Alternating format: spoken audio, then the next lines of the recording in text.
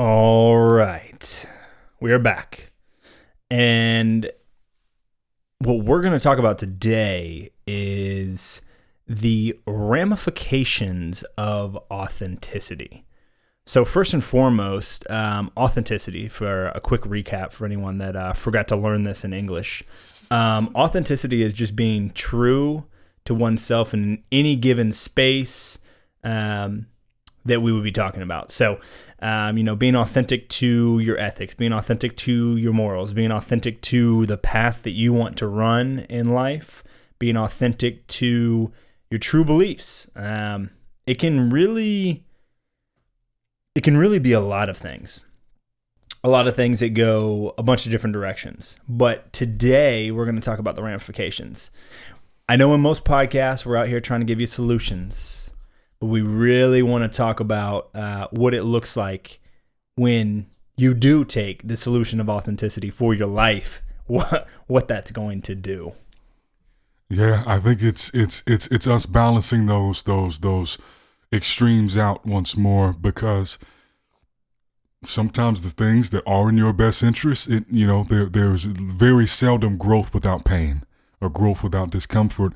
And I think for anybody who has led a life or has found themselves in a season where they have not been authentic to themselves, you accumulate a lot of things that then are probably not authentic, whether that be hobbies, interest, friends, associates, habits that really aren't authentic to your core essence or you at your highest state. And I mean, that's what we talk about here at Different Means, right? How to optimize your life, how to be uncommon amongst uncommon men, right? Thank you, David Goggins. Right, I don't know if he trademarked that yet, but and so it's sometimes we just got to keep it real with the folks and let them know like what's going on, in the sense of, what happens when you start to take action on some of these things in the short run, because they can be mighty uncomfortable. So if you're aware of it, you can look out for it, you can notice it, and you can maybe start to pat yourself on the back like, hey, people are falling by the wayside. Hey, good job. That means I'm doing something right. The stragglers are falling off. The dead weight is shedding. You know what I'm saying? So I think this is a valuable topic to go over. Definitely, because we're playing into that. We're playing into what happens. And actually, I think in not even just what happens with authenticity, but reframing how we feel about the outcome of what happens when we're authentic. The individuals that go by the wayside, the people that have decided, for better or for worse, that now they're not going to mess with you. They're not going to be someone that's in your circle. They're not going to be someone that's interested in doing anything with you. And that's totally their right. I mean, I think we can both agree, I could be authentic and you could be like, hey, I don't like that version. Yeah. And that's totally your right. I mean, you're a sovereign individual. You have the ability to choose what you want to do and not do, what authenticity you want to tolerate from me and what you don't. But I think that a big positive to the ramification, let's just break down ramifications. In a lot of ways, that has a massive negative connotation. Yeah. Okay, because you're looking at consequences, you're looking at outcomes, but the ramifications, it's going to rock your world because something negative is going to happen. I wouldn't say that shedding the dead weight or, people that are not aligned with your authentic ethics is necessarily a bad thing for you. And I think, I'm not sure where we want to start with this. There's a lot of things we can go into about the ramifications of this for sure. I think the thing that most people would connect with is addressing that social aspect, because we must keep in mind that a lot of times the folks that we may accumulate around us, the average individual, right? But that's the goal, right? We're trying to work above that average, but it is very common for people to like an aspect of an individual. They love you, but there's an asterisk there. Oh, I love them so long as we smoke that blunt when we kick it. I love them so long as we go out for drinks. I love them so long as, fill in the blank. They buy me that steak. I had someone in my life like that. And when you recognize it, it's a two-part step. And one of them is just being honest with what the crux of that relationship is built upon. You know what I'm saying? We live in a Tinder era, in a you know what I'm saying, in a dating app era, and people got to understand when you engage in something like that, like y'all's foundation is not built on some Romeo Juliet. We're gonna drink the poison together. It's built on like the hey, come back to the crib, you know, Netflix and chill sort of vibration. Yeah, exactly. And get the bed moving. And so as people begin to step into their authenticity, oftentimes things that they maybe did before, they stop doing. They do less. And so those people who like them for that particular asterisk that is now removed from that person's life, they may find, it is very likely you will find that these people have issues, and so they express these concerns or these thoughts or these issues with you, or they altogether, you know, they start telling you that you switched up and that you fake or that you think you better than because you're trying to progress in your life,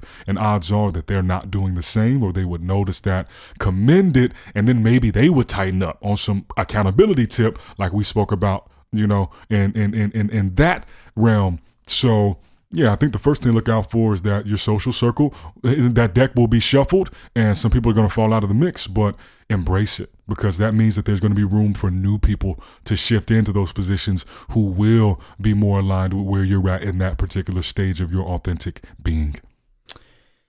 You know, I think you can play it the other way around too. You know, people look at what they're losing, and I know you just kind of touched on that there at the end about what they're gaining, or could gain, or stand to gain. But I think it's very important that we draw some attention to the better thing that comes when you are authentic.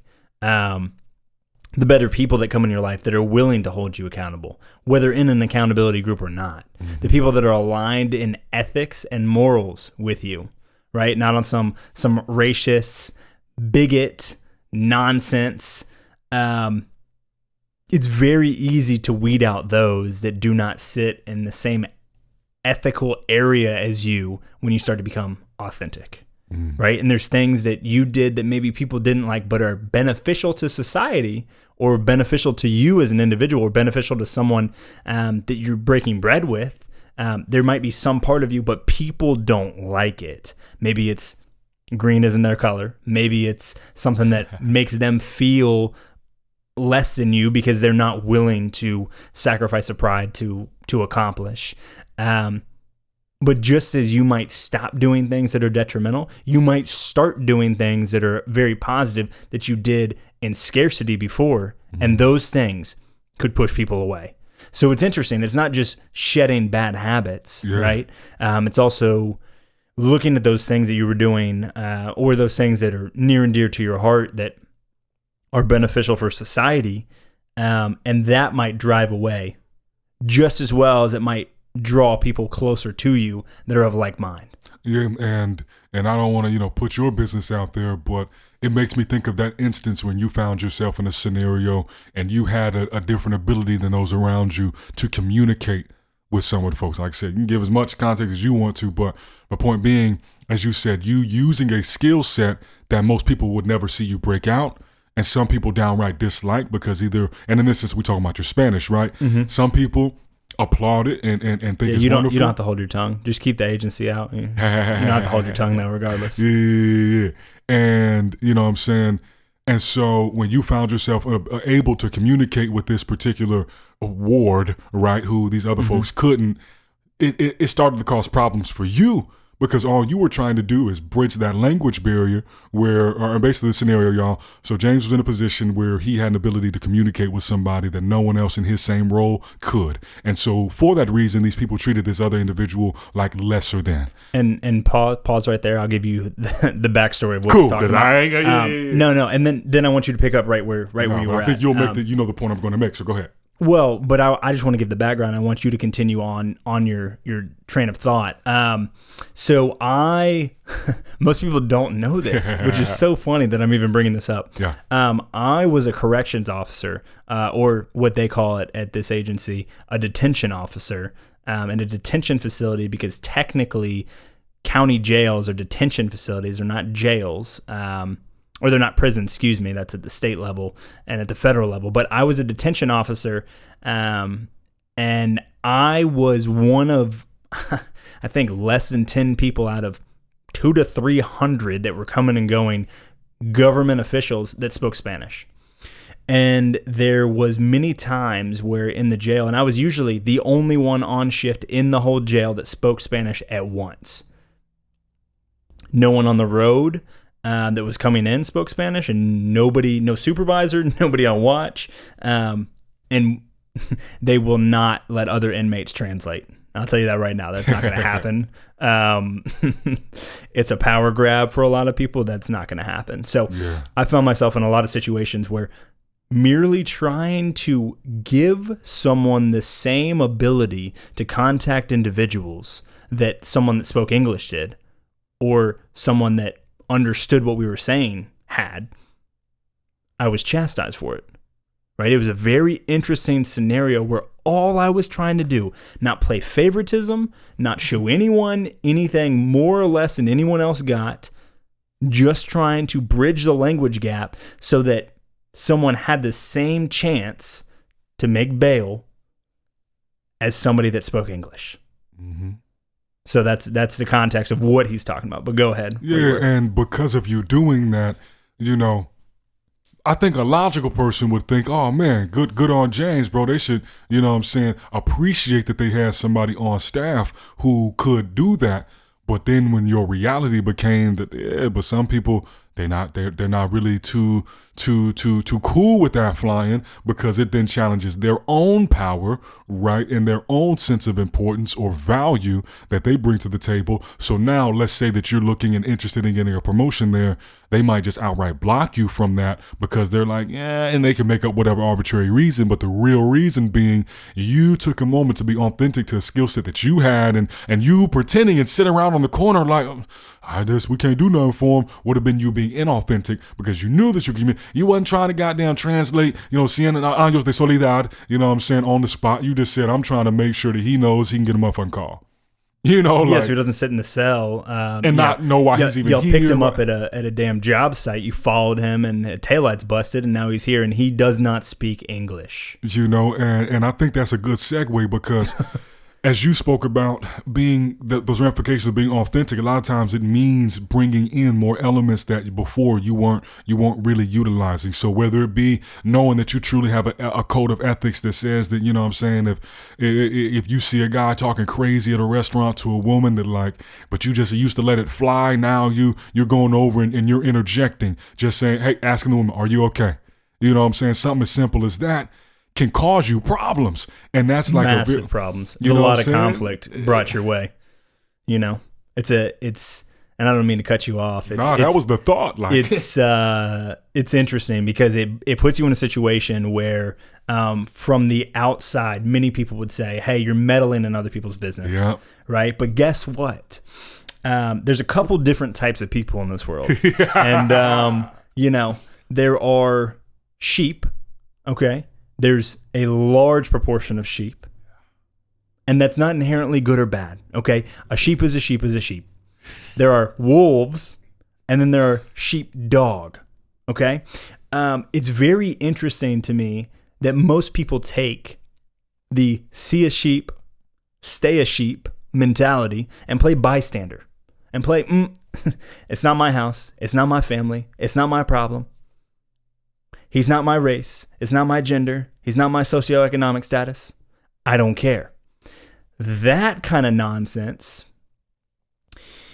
is the line of thinking that winds us up, if you even want to call it happenstance, which it's not, but if you even want to be so lackadaisical linguistically to call it happenstance, talk that shit. That's how we get where we are right now. That's how we get where institutionalized bullshit is going on. And you have people that, we can chop it up about why, in my opinion, this is going on in society, in the United States. Doesn't seem to be a thing in other developed nations. Doesn't seem to be a thing where there wasn't, institutionalized slavery and laws around it. Mm-hmm. Slavery existed before the United States did it. But the United States made it a law. Think about that. Hey man, take these folks to school, bro. And the point that you're making is, even if we looked in those scenarios, because there'll have to be a whole dedicated episode if we're really going to go down to the depths of, what you've even been able to see on the back end of why some of these issues exist, and how it relates to funds, in a lot of instances, as a lot of people know or have a guess at. But even if let's say you're one officer amongst, a team, a squadron of 10, 15, 20, and y'all find yourself in a scenario where you're in a high stakes, high volatile situation, standoff, wherever, with a potential combatant. As you said, we find ourselves at these moments where it's like, okay, I can stand by and just say, well, you know what, this isn't my son, this isn't my brother, this isn't my daughter, so if this thing goes left, I didn't pull the trigger, I didn't do it, you know what I'm saying? I'm not the one who cut off their oxygen flow, I'm not the one who broke their arm, I'm not the one who did it, I'm just here doing my job, and I help people, so I'm gonna keep doing my job and helping people, but this one's a little bit out of my hands. When it's like, is it though? Because that's also a state of mind. And if we automatically resign ourselves from the responsibility of stepping in and then just saying, you know what, I should just be a bystander as opposed to taking that action to intervene, yeah, maybe you're not the source of the issue or the evil, if we're going to use a charged word like that, if I'm going to use a charged word like that. But how many times do we need studies to show us, like in Malcolm Gladwell's book, Blink, and some other text, that the bystander has tremendous effect on the outcome of the scenario. If you are in a city and let's say you're in a metropolitan area, Atlanta, but let's go somewhere way more dense like New York, right? And every day you're knowing that people are getting mugged and people are getting, their purses taken, whatever. And you just become so numb to hearing the scream of a woman that everybody hears this person screaming, being dragged off into the alley. And remember, it only takes a few moments for someone's life to be ruined. And they're like, but I don't know. They could have this, they could have that. If you feel it in your core of being, in your gut, in your spirit, that something wrong, something foul is going down, maybe just try to see what you can do. That try could be the yelling, hey, what are you doing? It doesn't mean you got to run over there. It doesn't mean you got to pull out the pistol and boom, boom, boom, hope you can put two between the eyes and miss, and not hit her. But any sort of action, it infinitely increases the probability that scenario turns out differently than the track that it is on, by default, based on where it's already at. And we could see that play out in that scenario or in a scenario with that one officer on the squadron who's not with all of the rough play that has become so customary. Or it could be as simple as you being in the household, knowing that, the dietary habits of your family is not good. And no, I'm not talking about because they're not eating plant-based. I'm talking about because they're knocking back Coca-Colas left and right. They're goddamn smashing Krispy Kreme every day. You know what I'm saying? They're sitting on the couch watching television 5, 6, 7+ hours a day. And you know how detrimental this is to their health and therefore their mindset, their mentality, and their overall being, and thus your family. And if you just sit there and don't say anything because you don't want to rock the boat, then it's like, don't be sad when you get the phone call that your mother died prematurely, your father died prematurely from a cardiac arrest or high blood pressure issues, when you sat there and didn't say shit. Yeah, it might mean that, you cause a little bit of conflict in the interim. Yeah, it might mean you ruffle some feathers, but you got to speak up at some point. Yeah. and what happens is when you don't speak up, you become complicit. Okay. And in the, I'm not going to pretend that you watching someone's health go the other direction makes you directly responsible for what they put in their body. It doesn't. Well, that's not what I'm saying. Point blank, right? And people like to make that excuse. They knew and it's not my fault. My friend should have helped me do it, whatever. However, it does make you somebody that had an influence over what did happen. Okay. A couple interesting things happen when we're talking about the ramifications of this authenticity. The sheriff's office. Mm-hmm. I inevitably left the sheriff's office, and I'm not going to bullshit anyone why I left the sheriff's office. I had aspirations to go a little bit higher in law enforcement, but I also had a ridiculous amount of internal conflict with what was going on in the sheriff's office. And I understand some Agent Smith, whether you're with the Phoebes or you're over at the GBI, somebody will hear this and probably reach out to me. And the answer is no, I'm not talking to you. But what I am saying is ethically, I'm not saying legally. There's a lot of laws that are unethical. Great distinguishment too. Ethically, I couldn't stand for what was going on. And it really opened my mind to a lot. The ability to use force is an interesting area. Okay, it is. People like to make statements like it's illegal to do this, it's illegal to do that. Let me tell you something about the law. The law is written by lawyers, for lawyers, enforced and judged by other lawyers. Fact. So if you don't believe that the law was written for those that speak legalese, then I'm not really sure what teat you've been sucking, because that literally makes zero sense. And I saw it. It's a comforting thought. That's why. And I saw it a ton in the sheriff's office. It's interesting. You look at the internal conflict that I have with someone, first and foremost, picking up somebody from a job site, right? Because they look a certain way. Mm-hmm. That doesn't rock with me, right? Then denying them a phone call because they don't speak English, and you're not willing to find a translator to help them speak English so they understand their rights. Have you ever tried to read your rights in another language that you don't speak? Seriously. And let's go extreme. Okay, not you have experience with Romance languages. Hell out of here. Have you ever tried to read your rights in Mandarin or Russian or even German? It doesn't look the same as English, even though English is Germanic. Does not look the same. Ethically, not cool with that. It is interesting, and I'm glad that I made a distinction between legality and ethics, because there are a lot of things that sit on one side but don't fulfill the other. There's a lot of things. And so I'm not going to speak to your experience in any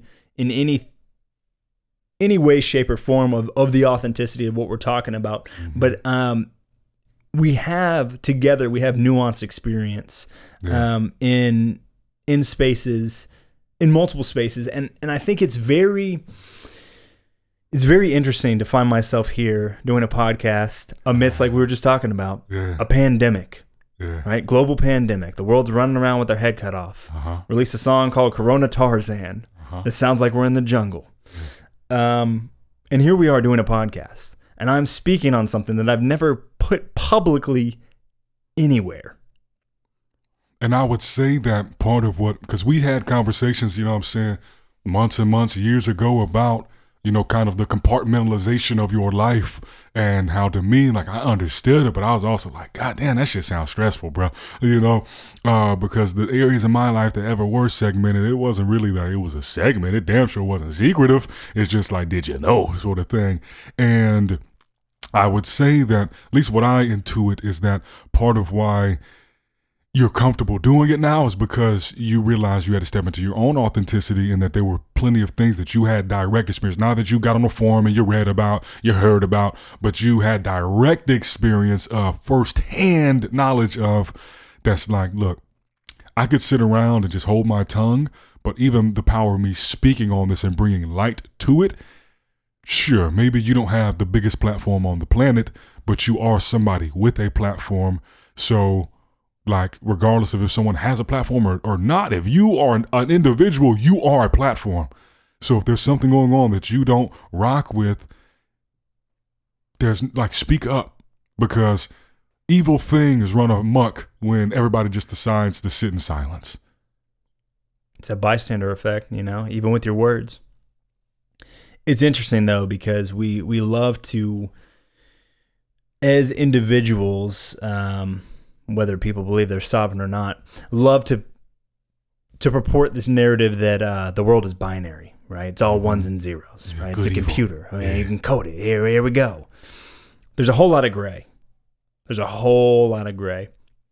And I think that I'm finally in the place where I am comfortable with exposing what shade on the monochromatic scale something is, okay? Because in my opinion, there is no one. So there are two people that suffer when you're not authentic, especially when you see wrongdoing against another individual. Okay? There's two bodies that suffer. Well, actually three if you want to count society. You, for burdening the truth of what was happening and not having the balls to stand up for what's right.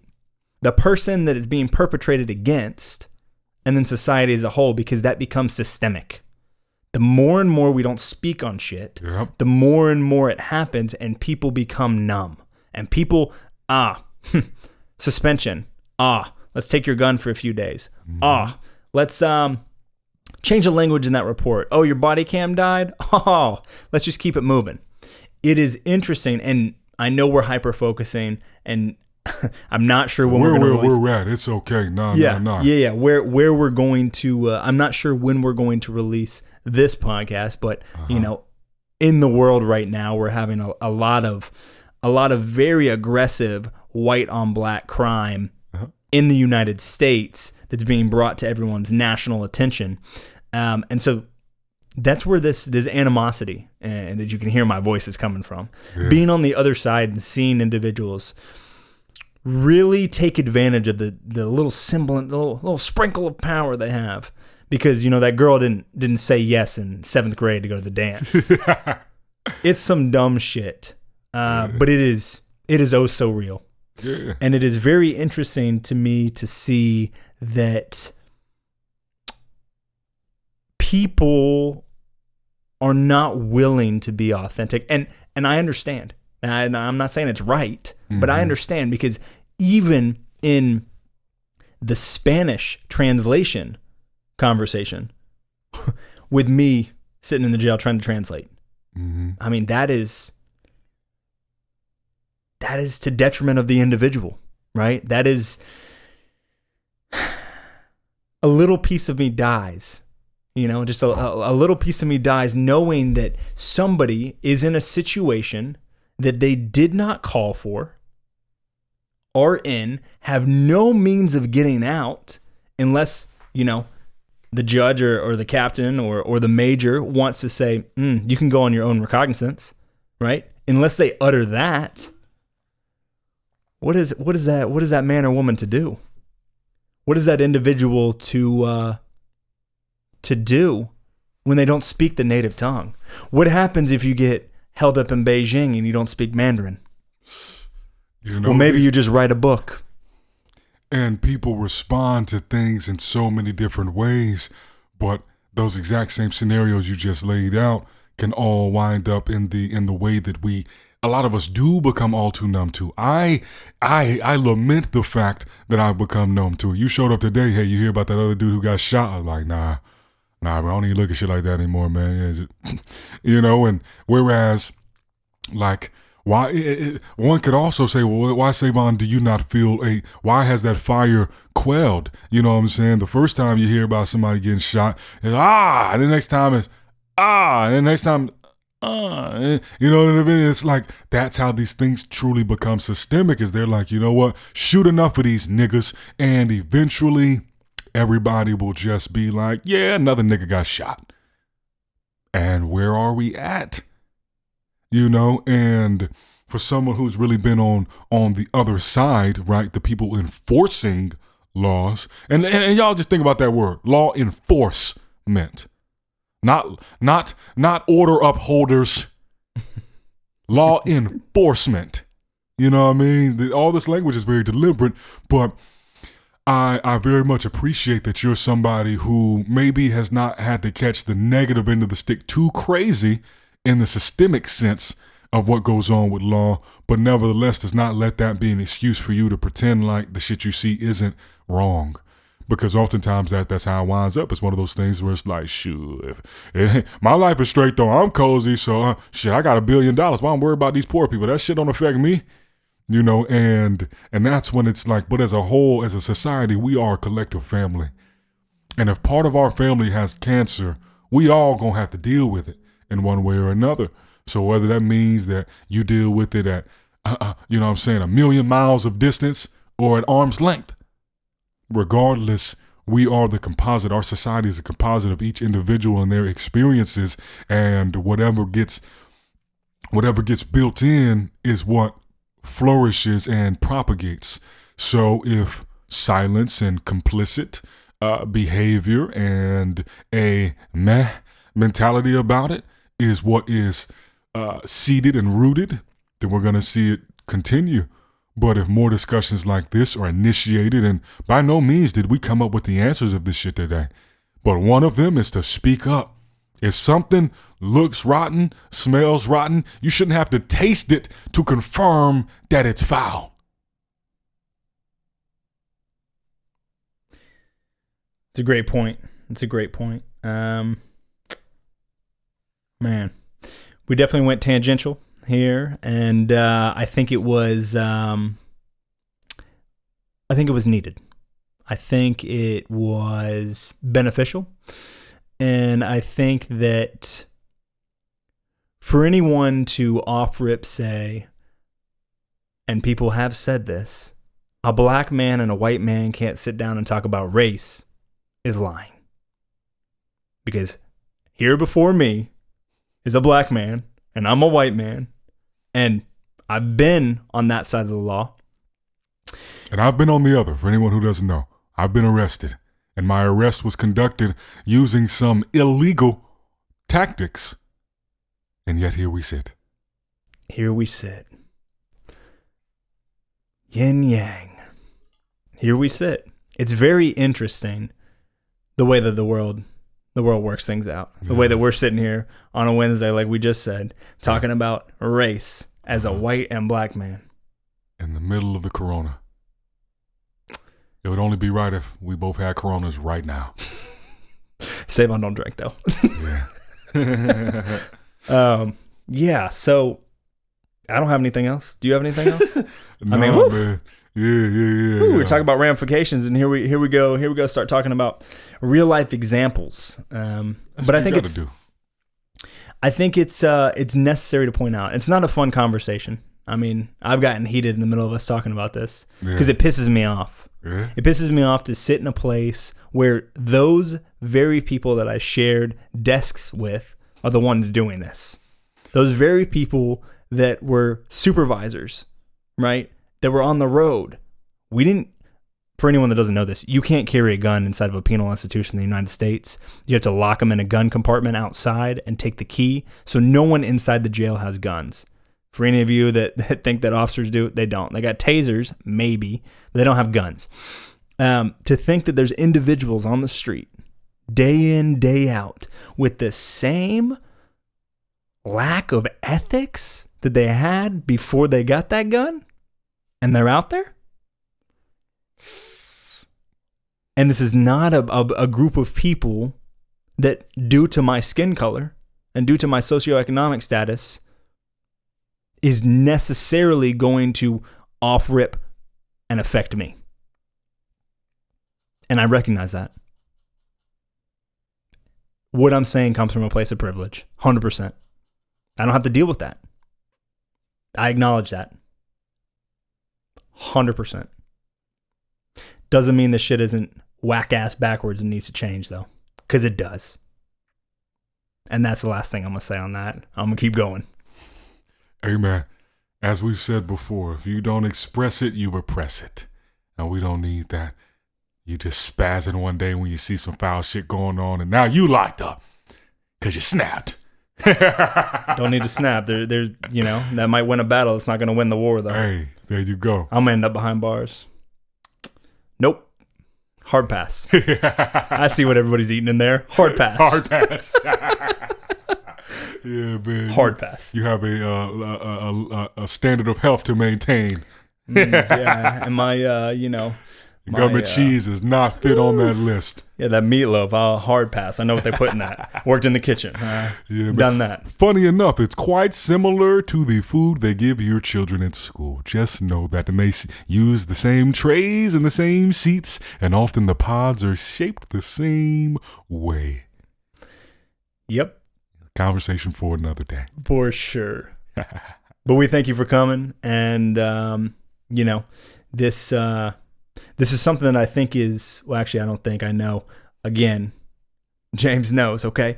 That this is something that's near and dear to times, and also, I do believe that individuals listening to this feel similar to how Sae'Von and I do. And it doesn't mean that you have to go stand on the mountaintop and scream it. But I do want all of you to know that there are other individuals that feel that there's a lot of shit that's gone on that needs to stop. So if nothing else, know that. And also know, we're not stopping this podcast anytime soon. Plenty more topics, plenty more things coming. Some will be, might piss you off in the car while you're driving. Don't cut anybody off. Don't snap on a fool. Others, they might not.